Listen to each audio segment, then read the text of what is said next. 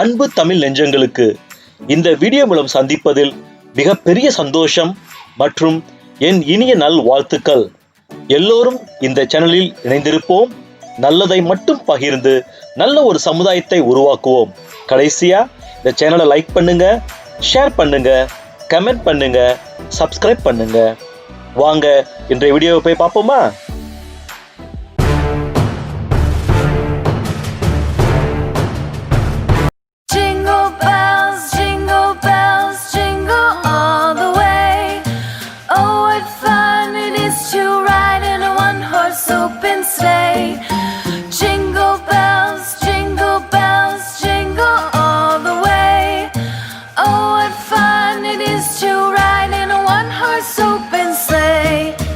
Dashing through the snow in a one-horse open sleigh, o'er the fields we go, laughing all the way. Bells on bobtail ring, making spirits bright. What fun it is to ride and sing a sleighing song tonight. Jingle bells, jingle all the way. Oh, what fun it is to ride in a one-horse open sleigh. Jingle bells, jingle all the way. Oh, what fun it is to ride in a one-horse open sleigh. Day or two ago, I thought I'd take a ride, and soon Miss Fanny Bright was seated by my side. The horse was lean and lank, misfortune seemed his lot. We ran into a drifted bank, and there we got upside. Jingle bells, jingle all the way.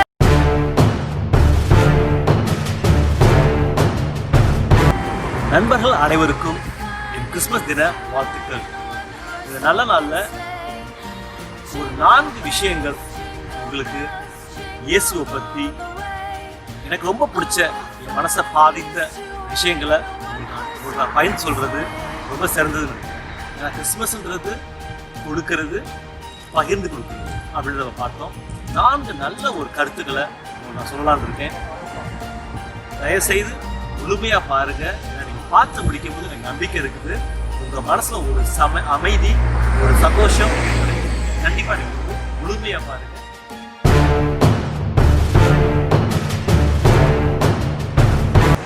எனக்கு பைபிள்ல ரொம்ப பிடிச்ச இயேசு சொன்ன கதைகள் ரொம்ப பிடிச்ச கதை. ரொம்ப ஒரு ஆழ்ந்த சத்தியங்கள். முதல் கதை மொத்தம் 4 கதையில முதல் கதை. ஒரு ஆலயம்.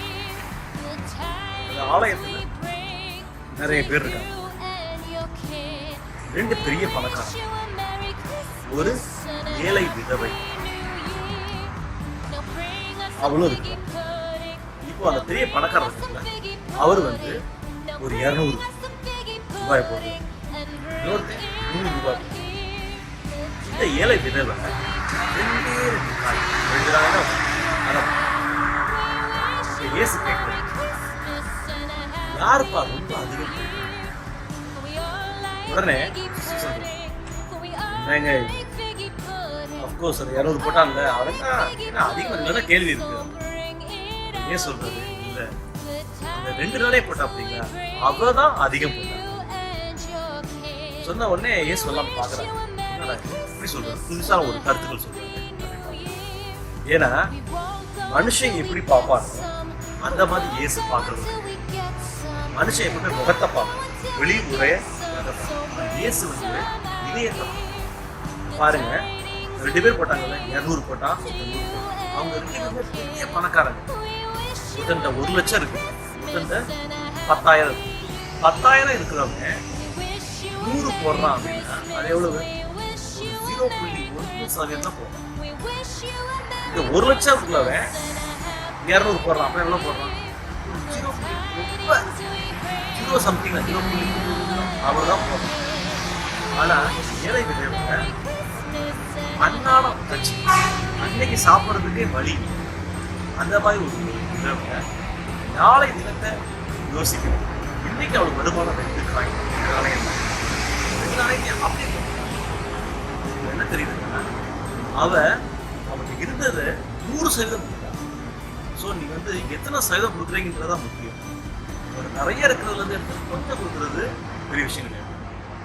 ஏன்னா அவங்க வந்து பரிபூர்ணம்ன்றது நிறைய வச்சிருக்காங்க, அது வந்து கொஞ்சம் எடுத்துக்கிறாங்க. ஆனா இவட்ட ஜீவனம்னா அதுதான் என் சாப்பாடை வச்சு சாப்பிடவே செய்யும். ஆனா அந்த சாப்பாடுல இருந்து அந்த சாப்பாடை அப்படியே கொடுத்துட்றாங்க, கடவுள் கொடுத்துட்றாங்க, காணிக்கை போடுறாங்க. இதுதான் பெஸ்ட். இதுதான் என்ன தெரியுறவங்க நம்மளும் அதே மாதிரி தான். வெளியில மட்டும் பார்க்குறோம், அது இவ்வளோ இருக்கு, அவன் அதை பண்றான், ஒரு ட்ரெஸ் போட்டுருக்காங்க, பிராண்டட். கடவுள் பார்க்கறது எதுவுமே இருக்கு. கடவுள்கிட்ட நீங்க முழுமையா கொடுக்கும்போது கடவுள் உங்களுடைய வாழ்க்கைய அடுத்த லெவலுக்கு அவருடைய திட்டத்தின்படி மாற்றுவதற்கு ரொம்ப சந்தோஷமா இருக்கு. ஒரு முக்கியம் என்ன அப்படின்னா, நம்மகிட்ட உள்ளதை முழுமையா கொடுக்குறோமா, கொஞ்சம் கொடுக்குறோமா. நீங்க முழுமையா நம்பிக்கையோட நீங்க பண்ணாதான் அந்த ஆசீர்வாதத்தை, அந்த நன்மைகளை உங்களால பெற முடியும்.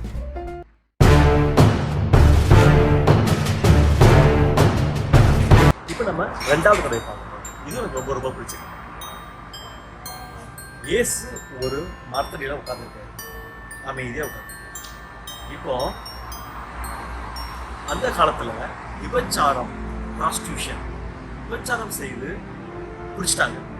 அந்த பொம்பளைய ஆதத்துல பிடிச்சிட்டாங்க, இல்லையா பண்றான்னு கண்டுபிடிச்சிட்டாங்க. என்ன பண்ணுவாங்கன்னா கல்லை விட்டு எரிச்சு கொண்டு, அவ்வளவு பயங்கரமான தண்டனை அந்த காலத்துல யூதர்கள் காலத்துல இருக்கு. யூதர்கள் என்ன செஞ்சாங்க, ஒரு பெண்ணை பிடிச்சிட்டாங்க, எல்லாருமே கலட்டுறாங்க, கொல்ல போறாங்க. அப்ப அவன் பார்க்கலாம், ஏசு அங்க உட்காந்துருக்காரு, அவர் இருந்தாலும் பெரிய ஒரு ஆளு, அவர்கிட்ட போய் கேட்பேன், அவர் லீடர். ஸோ அவர்கிட்ட போய் நம்ம கேட்போம் என்ன சொல்றாரு, அவர் தர எடுத்துக்குவாங்க. 2வது இயேசு என்ன சொல்றாருன்றத அவருடைய, அதாவது காலகாலமா கொண்டுட்டு தான் வரும், இவர் என்ன புதுசா சொல்ல போறாரு அதையும் பார்க்கணும் அப்படின்னு சில போஸ்டிங்.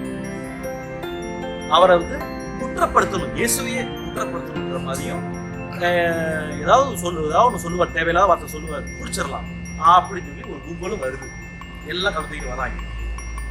இயேசு அவங்கள பார்க்கவே இல்லை, குடிச்ச சாம வந்து இப்படி எழுதிக்கிட்டே இருக்கு.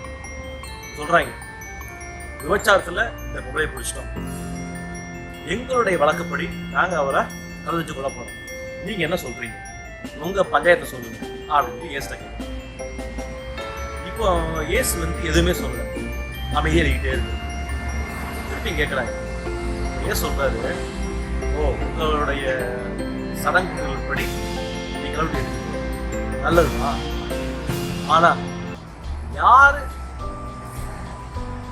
தவறுகள், குற்றங்கள், பாவம் செயல் நினைக்கிறீங்க அவன் குட்டி எரிப்பான் அப்படின்னு சொல்லிட்டு அமைதியா எழுதிக்கிட்டே இருக்கு. இப்ப இதுல என்னன்னா, விபச்சாரம்ன்றது வயது வந்தவர்களுக்கு தான் தெரியும், சரியா? இதுல என்ன பைபிள்ல போட்டுருக்கா, சிறியவர் முதல் பெரியவர் வரை போட்டு, சின்ன சின்ன பிள்ளைய கூட என்னன்னே தெரியல, சின்ன சின்ன பசங்களும் வந்திருக்காங்க, வந்திருக்காங்க அந்த பொம்பளை கொள்றது. இப்போ இந்த வார்த்தை சொன்ன உடனே இது என்ன ரொம்ப அழகானது, சின்ன பிள்ளைகளுக்கு கூட மனசுல குட்டக்கூடாது, நம்ம தப்பு பண்ணிருக்கோம், நம்மளே தப்பு பண்ணிருக்கோம், நம்ம எப்படி அவ்வளோ தெரியும் அப்படின்னு சொல்லி மனசாட்சி குற்றப்பட்டவர்கள சின்ன பிள்ளைல இருந்து பெரிய ஆளுக்கு வரை வந்தாங்க. எல்லாரும் அமைதியா போயிட்டாங்க, அங்கேயே கல்ல போட்டு போயிட்டாங்க. இவன் நின்று அழுதுகிட்டு இருக்கான். இப்போ இயேசு பார்த்துட்டு கேட்கிறாரு, என்னம்மா ஊரே கூடி வந்துச்சு, உன்னை கலவுட்டி எடுத்து சொல்ல.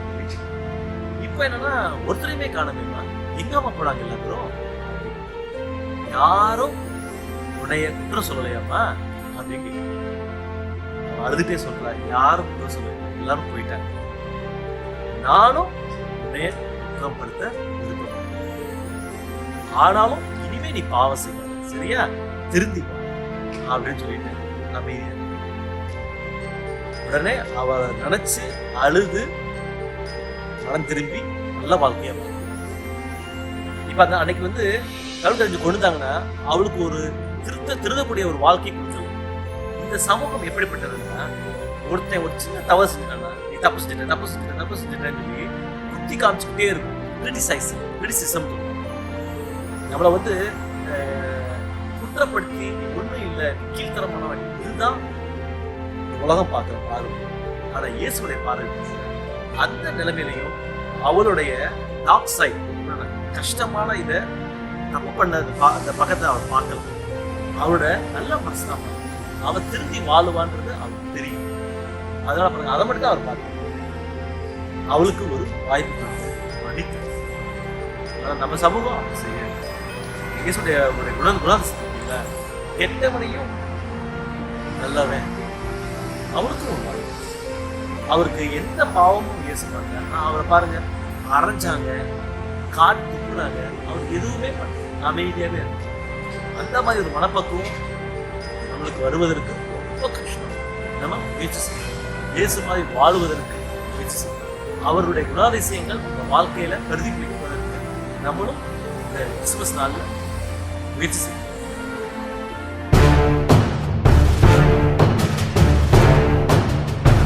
இப்போ நம்ம 3வது தொகுதியை பார்க்க போறோம். 4 தொகுதி சொல்லியிருக்கேன், 3வது தொகுதியை பார்க்க போறோம். இயேசு ஒரு ஊர்ல இருந்து இன்னொரு ஊருக்கு நடந்து போயிட்டு இருக்கு. அப்ப போயிட்டு இருக்கும்போது அந்த காலத்துல இப்பவும் சரி, குஷ்டரோகி அப்படின்னாலே நம்ம ஐயோ அருவருப்போம். ஏன்னா கையெல்லாம் சொருகி இருக்கும், நீ பார்த்துருப்பீங்க, ஐயோன்னு. ஆனா இந்த காலத்துல பரவாயில்ல. அந்த காலத்துல, யூதர்கள் காலத்துல குஷ்டரோகம் அப்படின்னு சொன்னாலே உனக்கு ஒரு சாபம், ஏதோ பெரிய தப்பு பண்ணிட்ட, பாவம் பண்ணிட்ட, அதனாலதான் உனக்கு இந்த குஷ்டரோகம் இருக்குன்னு சொல்லி ரொம்ப ஒரு தீண்டத்தகாதவர்கள் மாதிரி ட்ரீட் பண்ணுவாங்க அந்த காலத்துல. அப்ப என்ன செய்வாங்கன்னா, இந்த மாதிரி வந்துருச்சு அப்படின்னா அவங்க எதை தொட்டாலும் அதை தீட்டு அப்படின்னு சொல்லுவாங்க. எதை தொட்டாலும் அவங்க சொந்த பொண்டாட்டியே தொட முடியாது, சொந்த பிள்ளைங்களை கொஞ்சம் முடியாது. அவங்க ஊருக்குள்ள இருந்தாங்கன்னா இந்த மாதிரி நிறைய தொற்றுவாங்க, அப்ப தீட்டாயிரும் சொல்லி அவங்கள ஊர்ல இருந்தே புறம்ப தள்ளிட்டு அந்த நகரத்துக்கு வெளியில மலையடிவாரத்துல எங்கேயாவது அவங்க பதுங்கி இருப்பாங்க. மக்கள் வந்தாலே அவங்க ஒழிச்சுக்குவாங்க, பார்க்க கூடாது, தொடக்கூடாது. தொட்டாங்க அப்படின்னா அவங்களுக்கு பெரிய தண்டனை இருக்கும். அதனால அவங்க வெளியே இருப்பாங்க. அப்போ இயேசு இந்த வழியா ஒரு கிராமத்துல இருந்து அடுத்த கிராமத்துக்கு உள்ள போறாங்க. இந்த கிராமத்துல இருந்து அந்த கிராமத்துக்கு போறாங்க.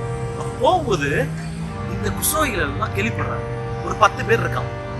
நீங்க எல்லாம் கேள்விப்படுறாங்க, இயேசு பயங்கரமான ஒரு நல்ல வராண்டா, ரொம்ப மனசு இறங்க வராண்டா, அவர் தொட்டாலே சுகமாயிருமாண்டா அப்படின்னு சொல்லி அதெல்லாம் கேள்விப்படுறாங்க. ஸோ அவங்க என்ன செய்யறாங்க, 10 பேரும் சேர்ந்து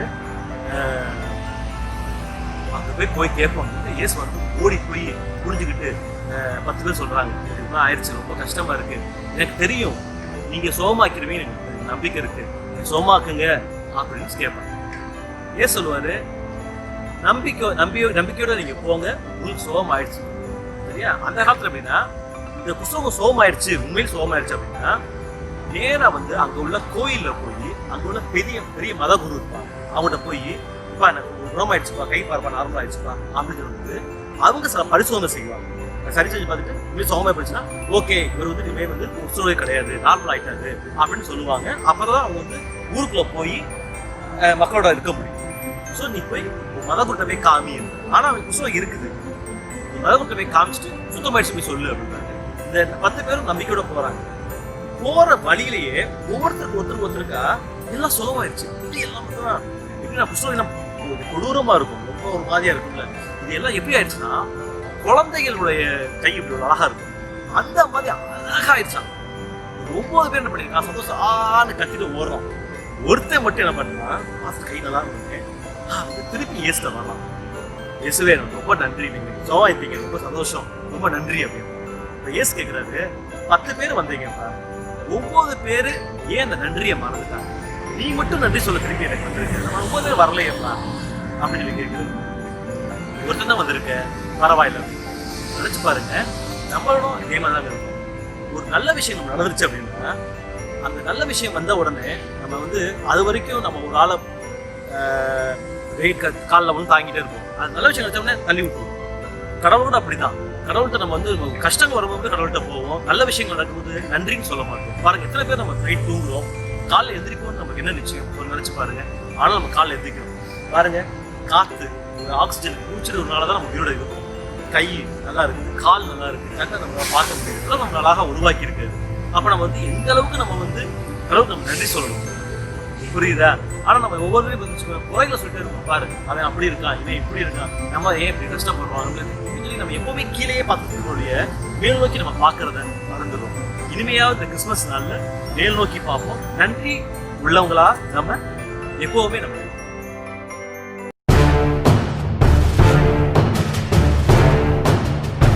நாலாவது கதை, கடைசி கதை, ரொம்ப ரொம்ப பிடிச்சிருக்கு.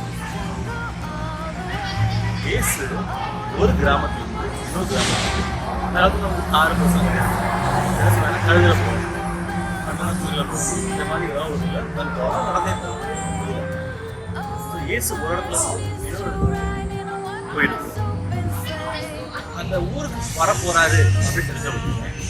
ஏன்னா இயேசு வந்து நிறைய அற்புதங்கள், நன்மைகள், மக்கள் கஷ்டப்படுறவங்க நிறைய நன்மைகள் செஞ்ச உடனே கணக்கு தெரியாதவங்களுக்கு கணக்கு தெரியுது, காது கேட்காதவங்களுக்கு காது கேட்குது, நடக்க முடியாத நடக்கிறான், செத்தவன் வீட்டுக்கு இந்த மாதிரி கேட்கும்போது பெரிய அதிசயம், பெரிய ஒரு விஷயம் நடக்குது அப்படின்னு அவரை பார்க்கறதுக்கு.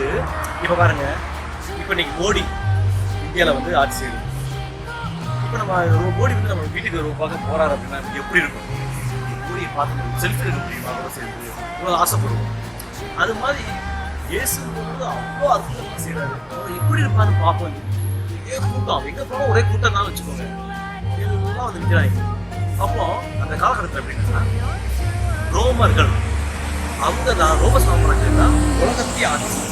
அப்போ ரோம சாம்ராஜ்யம்னா இஸ்ரேல், இஸ்ரேல் பார்த்தீங்கன்னா அதையும் ஆட்சி செய்வது யாருன்னா இந்த ரோமர்கள். இந்த ஆட்சி செய்ய என்ன செய்வாங்கன்னா, ரோமர்களோட ஒரு நல்ல ஒரு பழக்கம் அப்படின்னா அவன் வந்து ஆட்சி செய்ய மாட்டான், அவன் வந்து உங்களையே ஆட்சி செய்ய சொல்லிடுவான். ஆனா மாசம் மாசம் கப்பம் கட்டணும், வரி கட்டணும். ஸோ வந்து யூதர்களை வச்சு யூதர்கிட்ட இருந்து காசு வாங்கி அதை வந்து ரோமர்கள் வாங்கி, அப்போ சில பேர்களை அதிகாரிகளா நியமிச்சிருக்கோம். இவங்க வந்து யூதர்கிட்ட காசை கொடுப்பாங்க, குடி கொண்டு போய் ரோம சமயத்துக்கு வரி கொடுப்பாங்க. அதனால யூதர்கள் மத்தியில இந்த வரி வசூலிக்கிறவங்களை பார்த்தாலே வந்து கெட்டவன், பாவம் செய்தவன், காசெல்லாம் கொடுக்குறவன் ஒரு தவறான எண்ணங்கள். ஏன்னா அவன் வேலையை பார்க்கறாங்க, வழியில. ஆனா இன்னைக்கு வந்து அவங்க கண்ணாலே பிடிக்காது. இந்த அதிகாரிகளுக்கெல்லாம் மேல விட்டுறான். அவன் சக்கேயு, அவன் எவ்வளவு போயிட்டா இவ்வளவுதான், 5 அடி தான், 5 அடி தான். இப்போ அவன் வந்து இயேசுவை பார்க்கலாம். அவன் வந்து கூட்டத்துல டிவி பார்க்கலாம். பார்த்தா இயேசு பெரிய எல்லாருமே 5 அடி இருக்காங்க, 6 அடி இருக்காங்க. இயேசுவை பார்க்க முடியும். ரெண்டாவது மக்கள் வந்தாலும் இவன் வந்து எவ்வளோ பெரிய அதிகாரிகள் தலைவனாக இருந்தா கூட ஒரு சொல்றாங்க. ஆனாலும் மக்களுக்கு வந்து இவங்க பிடிக்காது. ஏன்னா இவன் எல்லாத்தையும் வந்து அநியாயமா சம்பாதிக்கிறாங்க அப்படின்னு சொல்லி மக்கள் இருக்கிறாங்க. அதனால மக்கள் மத்தியில் நிற்கவும் முடியாது. அப்ப என்ன பண்ணாலும் போய் பார்க்கலாம். பார்த்தா ஒரு அத்தி மரம், சிக் ட்ரீ, அத்தி மரம், அதுல கடற்கரை ஏறி மேல இருக்கான் பார்த்துருக்காங்க. அப்போ அந்த இயேசு ஒரு ஊருக்கு போறாரு அப்படின்னா அந்த ஊரோட மத தலைவர்கள் பெரிய ஆளுங்கள்லாம் இயேசு வந்து வணக்கம் சொல்லுவாங்க, பண்ணுவாங்க. பெரிய ஆளுங்க, பெரிய பணக்காரன் அதெல்லாம் முறை பண்ணுவாங்க. இப்போ அவர் இயேசு வந்துட்டே இருக்கு. வந்து என்ன செய்யறாரு, இவங்க கிட்ட வந்த உடனே நிற்கிறாரு, செக்கையும் கூப்பிடுறாரு.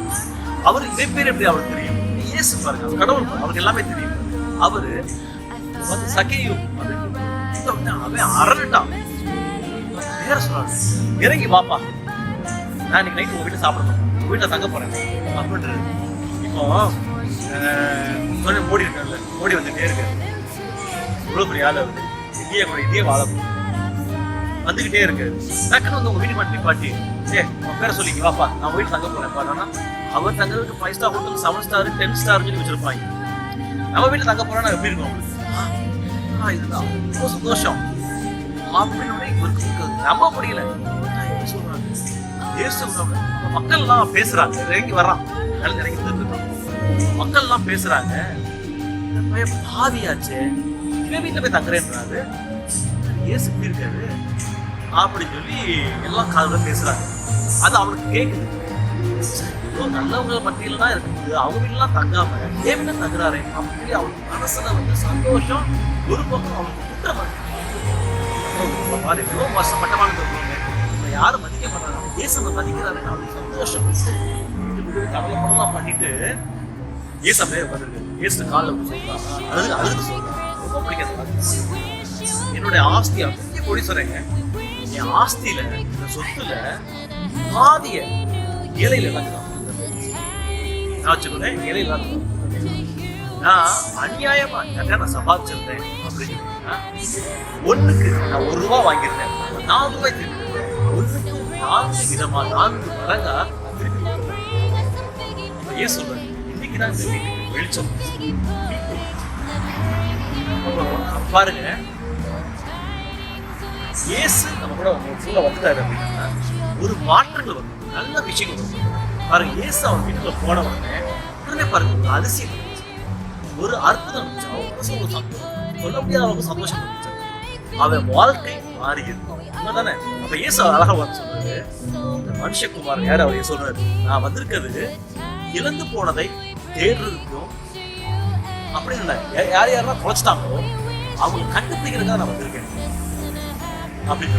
இன்னொரு உங்களால் சொல்றாரு, ஒருத்தன் நோயாளியா இருக்கான், பேஷண்ட் நோயாளியா இருக்கான், அவனுக்கு தான் டாக்டர் வேணுமே, நல்லா பரிபூர்ணமா ஆரோக்கியமா இருக்கான். அவனும் டாக்டர் இருக்கு, நான் நல்லா பரிபூர்ணமா நல்லா இருக்கு, நான் போய் டாக்டர் பாப்பா பார்க்க போறேன், பார்க்க மாட்டேன். யார் பாப்பா இருப்பிக்கிட்டு ரொம்ப சளி பிடிச்சு காய்ச்சல் வச்சு ஏதாவது வியாதி இருக்கிறவங்க தான் டாக்டர் போய் பார்ப்போம். அதே மாதிரி என்னுடைய தேவைகள் நல்லா இருக்க மக்களுக்கு இல்லை, யாரு கஷ்டப்படுறாங்க, யாரு பாவி, அவங்களுக்கு தான் வந்திருக்கேன்ப்பா அப்படின்னு. இன்னொரு அழகான வார்த்தை, இன்னொரு அழகான தெய்வம் இயேசு. கஷ்டப்படுற, அதாவது மனுஷன் தான் தப்பு பண்ணுவோம், தெய்வம் மனுஷத்துக்குள்ள மனசுக்குள்ள என்ன இருக்கு. இந்த கிறிஸ்துமஸ் நாள்ல நம்ம சொல்றது இயேசு ரொம்ப ஒரு அற்புதம். அவர் நம்ம நம்பணும் அப்படின்னா வாழ்க்கை மாறும். இந்த மதங்கள் அப்பா மதங்கள் மனிதனால உருவாக்கணும். இதற்கும் இயேசு வந்து மதத்தை உருவாக்கணும், கிறிஸ்தவ மதத்தை உருவாக்கணும். இயேசு கிறிஸ்தவ மதத்தை உருவாக்குறது மனிதர்கள். இயேசு இயேசு வந்தது மனம் வரும்போது மீட்பு வெளிச்சம் கிறிஸ்துமஸ் கொடுக்குறது. அவர் பாருங்க, அவரையே கொடுத்தாரு. அவர் எந்த பாவம் செய்யலனா கூட நம்மளுக்காக வேண்டி அவரு இருக்கு ஜீவனை. நம்மளும் அதே மாதிரி மற்றவர்களுக்காக யாரை கஷ்டப்படுறாங்க நம்மளுடைய முடிந்த அளவுக்கு எந்த விதத்துல சப்போர்ட் பண்ண முடியும் ஆர்வம் யாரையும் இயேசு கொடுத்த அன்புங்கிற ஒரு அழகான வார்த்தையை நம்மளும் அதை மற்றவர்களுக்கு நம்ம முடிந்த அளவுக்கு அன்பு செஞ்சு கோவப்படாம அன்பு மூலமா மற்றவருடைய இதயங்களை இந்த கிறிஸ்துமஸ் நாள்ல திரும்பவும் நான் கடைசியா சொல்றதுன்னா இந்த அன்பு கொடுப்பதை பற்றி எடுத்துக்கொண்டோம். வாழ்க்கையில 2021 வருது. 2020 புத்தாண்டு தீர்மானமா 2021 நம்ம வாழ்க்கை மாறுவதற்கு என்னுடைய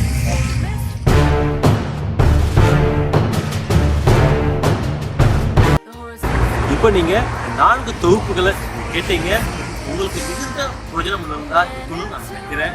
இந்த 4 பதிவுகளும் உங்களுக்கு ஒரு சந்தோஷத்தையும் ஒரு சமாதானத்தையும் ஒரு பீஸ்ஃபுல்லான ஒரு காம் மைண்டை கொடுத்துருக்கும். இயேசு பற்றி நிறைய விஷயங்கள் தெரிஞ்சிருப்பீங்க அப்படின்றத நம்புறேன். உங்களுக்கு பிரயோஜனமா இருக்குன்றதையும் நான் நம்புறேன். திரும்பவும் ஒரு தடவை நான் சொல்றேன், இனிய கிறிஸ்துமஸ் தின வாழ்த்துக்கள்.